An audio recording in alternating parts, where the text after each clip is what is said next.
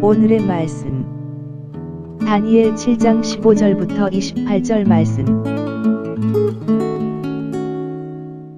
하나님 아버지, 오늘도 우리를 깨우셔서 말씀 앞으로 나오게 하시고 말씀과 기도로 하루를 열게 하시니 감사합니다.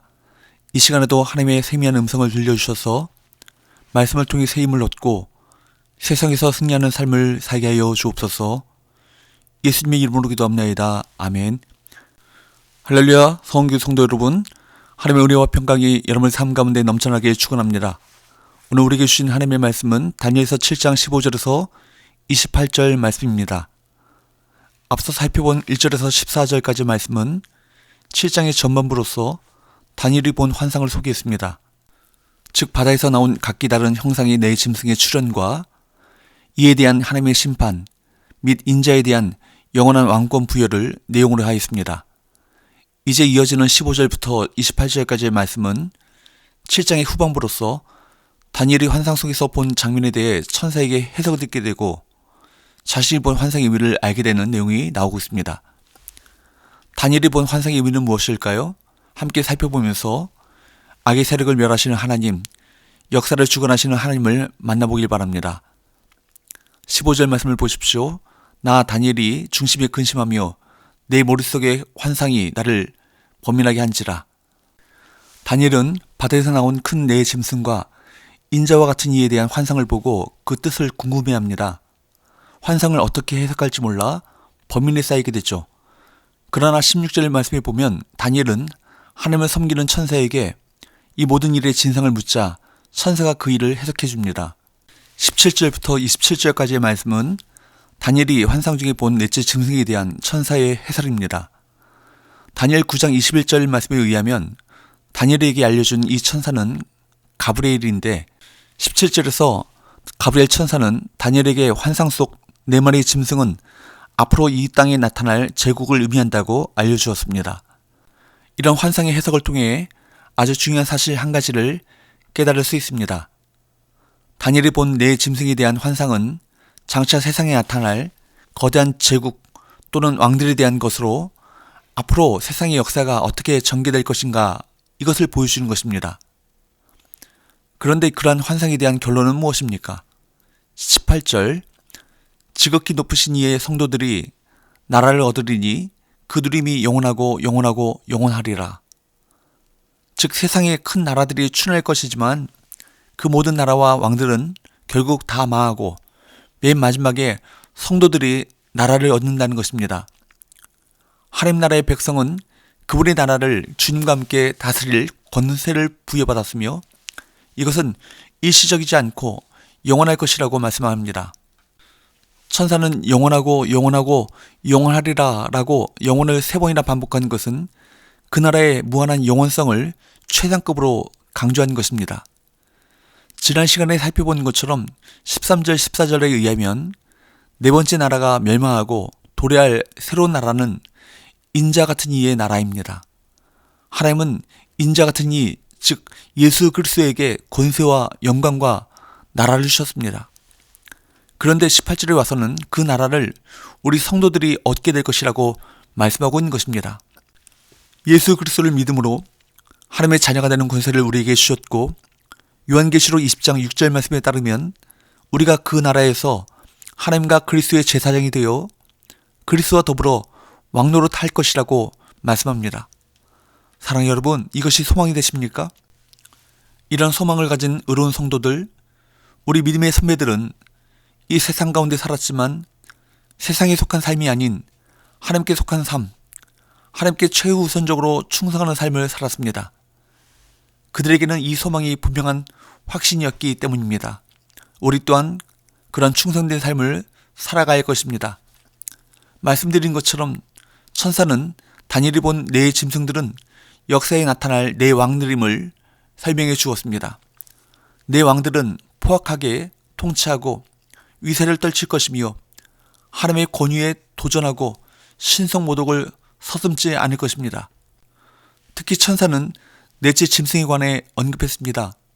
넷째 짐승의 11개의 뿔은 넷째 왕국의 지속적 지배와 통치자의 오만함을 나타내고 있습니다. 그 오만한 왕의 통치 아래서 성도들이 받아야 할 박해와 환난은 일정 기간 지속될 수밖에 없습니다.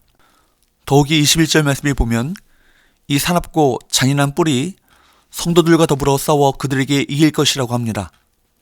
넷째 짐승으로 상징되는 잔인한 마지막 제국은 역사상 가장 강한 제국을 형성해 하나님을 모독하고 성도들을 박해할 것입니다. 하지만 그것은 영원하지 않습니다. 22절 옛적부터 항상 계신 이가 와서 지극히 높으신 이의 성도들을 위하여 원한을 풀어주셨고 때가 이름에 성도들이 나라를 얻었더라. 여기서 우리가 눈여겨봐야 할 것은 때가 이름에 라는 표현입니다. 이는 성도들에 대한 불의한 세상 권력의 핍박이 영원하지 않다라는 것을 의미합니다. 25절에 의하면 성도들을 핍박할 수 있도록 허용한 기간은 한 때와 두 때와 반 때, 즉 3년 반입니다. 이 3년 반이 문자적인 3년 반은 아니겠지만 그렇다고 해서 그렇게 긴 기간도 아닐 것입니다. 하나님께서는 당신의 백성들이 고난 중에 있음을 잘 알고 계십니다. 또 불의한 세상이 얼마나 혹독한 고통을 당신의 백성들에게 가할 것인지도 알고 계십니다. 그러나 그 모든 것 이면에는 성도를 향한 하나님의 선한 뜻이 있습니다. 아울러 그 고통은 때가 이르면, 곧 정한 때가 이르면 더 이상 성도를 해하지 못하며 그날의 성도는 하나님 나라를 온전히 기업으로 얻게 될 것입니다. 사랑하는 여러분, 이 말씀이 소망이 되시죠? 22절에 성도들을 위하여 원한을 풀어주셨고, 이 말씀이 얼마나 좋은지요. 이 세상에서 당하는 고난 때문에 억울할 일이 없다는 것입니다. 주님이 다 카운팅하고 계시고 알고 계실 뿐만 아니라 갚아주신다는 것 아니겠어요? 또한 때가 이름에 성도들이 나라를 얻었더라. 이 말씀도 얼마나 좋아요? 때가 이름에 하늘의 보상이 있고 상급이 있고 뿐만 아니라 영원한 나라를 기업으로 받게 된다는 것입니다. 그렇습니다. 실로 영원한 나라를 얻기까지 성도들은 세상의 박해를 피할 수 없습니다. 그러한 일이 있게 될 때 장차 우리에게 있게 될 일을 바라보며 우리는 더욱더 믿음을 굳게 붙들어야 할 것입니다. 요한복음 6장 33절에 주님께서 말씀하셨습니다. 이것을 너에게 이르는 것은 너희로 내 안에서 평안을 누리게 하려 함이라. 세상에서는 너희가 환난을 당하나 담대하라. 내가 세상을 이겼노라. 이미 우리는 예수님께서 세상을 이기셨음을 알고 있습니다. 우리는 이긴 싸움을 하는 것입니다. 우리가 믿음을 지킨다면 분명 그 박해가 영원히 중단되고 마침내 승리하는 날이 반드시 이를 것입니다. 선민을 향한 애굽의 압제가 맞춰지는 날, 선민들은 구원의 노래를 부르며 약속의 땅을 소망하게 되었습니다. 또한 사울의 그 무고한 핍박이 중단되는 날, 다윗은 이스라엘 나라의 통치자가 되어 하나님을 영광스럽게 하였습니다. 뿐만 아니라 요백의 불같은 시련이 맞춰지는 날, 그 의로움이 백일하에 드러나고 순금처럼 순전한 신앙이 새롭게 간직하게 되었을 뿐만 아니라 모든 것이 회복되는 그 은혜를 체험하게 되었습니다. 사랑하는 여러분, 그 날이 있습니다. 이와 같이 우리가 세상의 박해와 믿음으로 살기 때문에 받는 시련을 견디며 우리 믿음을 지킨다면 분명 그 모든 시련이 중단될 때가 이를 것이며 하나님께서는 이 모든 일들을 통해 예비하시고 계획하신 축복된 결과가 얼마나 놀랍도록 영광스러운 것인가를 우리에게 맛보도록 하실 것입니다. 기도합시다. 하나님 아버지, 우리가 세상 속에서 믿음을 지키다가 받는 어려움들에 결코 흔들리지 않게 하시고 주님께서 이루신 승리를 믿음으로 확신하며 믿음의 싸움에서 승리하게 하여 주옵소서. 예수님의 이름으로 기도합나이다. 아멘.